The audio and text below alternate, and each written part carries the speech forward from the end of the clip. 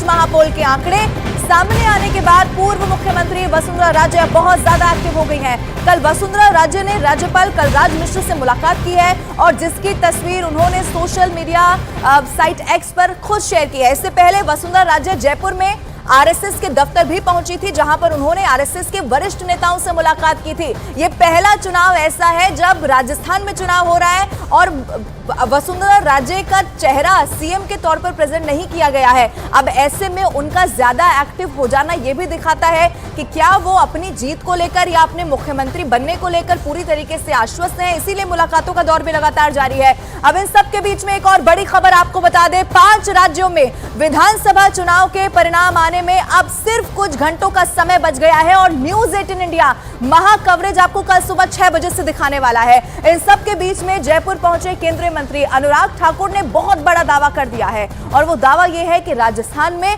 पूर्ण बहुमत के साथ बीजेपी की सरकार बनने जा रही है। अनुराग ठाकुर ने यह भी कह दिया कि कांग्रेस ने जनता के साथ धोखा किया है और अब जनता का आशीर्वाद भारतीय जनता पार्टी को मिलने जा रहा है। क्या कहा और अनुराग ठाकुर ने, सुनवाते हैं आपको।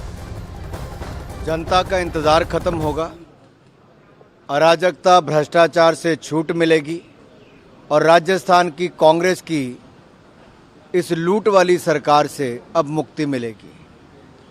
केवल एक दिन का इंतजार और लोगों ने जो कमल खिलाने के लिए आशीर्वाद दिया है उसके लिए उनका धन्यवाद।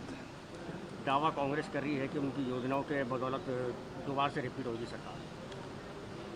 दावे और झूठे वादे ये कांग्रेस की पुरानी आदत है और जैसा पहले 5 साल पहले राहुल जी बहुत बड़े बड़े वायदे करके गए थे, वो खोखले वायदे भी रहे।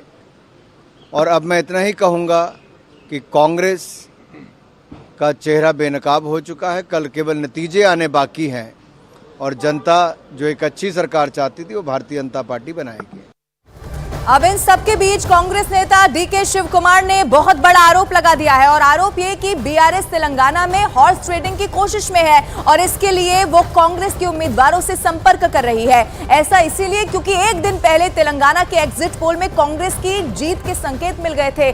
डीके शिव कुमार का आरोप यह भी है कि एग्जिट पोल के नतीजे सामने आते ही बीआरएस ने खरीद फरोख्त की कोशिश अब तेज कर दी है और दावा यह कर दिया है कि एग्जिट पोल में पिछड़ती दिख रही बीआरएस जोड़ तोड़ में अब पूरी तरीके से जुड़ गई है। हालांकि बीआरएस लगातार यह दावा कर रही है कि एक बार फिर से वो सत्ता में वापसी करने जा रही है, लेकिन एग्जिट पोल के आंकड़ों ने बीआरएस की धुकधुकी जरूर यहां पर बढ़ा दी। आपको ऐसा बताएं कि ऐसा क्यों हो रहा है इस वक्त? ऐसा इसीलिए क्योंकि एग्जिट पोल, ये देखिए, एग्जिट पोल सामने आने के बाद इस वक्त सीधी तस्वीरें आपके टीवी स्क्रीन पर हम आपको दिखा रहे हैं। राजस्थान की पूर्व मुख्यमंत्री वसुंधरा राजे सिंधिया, ये सीधी तस्वीरें हैं पूजा पाठ करते हुए, क्योंकि अब 24 घंटे का भी वक्त नहीं रह गया है। ये तस्वीरें हैं आपके टीवी स्क्रीन पर, ये बताती हुई कि इस वक्त, और देखिए जो तस्वीर हम इस वक्त आपको दिखा रहे हैं मोती डूंगरी गणेश मंदिर की तस्वीरें हैं। एक बार फिर से वो यहाँ पर पहुंची हैं। माना ये जाता है, आप जयपुर की अगर बात करेंगे तो मोती डूंगरी गणेश मंदिर में जब भी शुभ कार्य कोई करना होता है तो सबसे पहले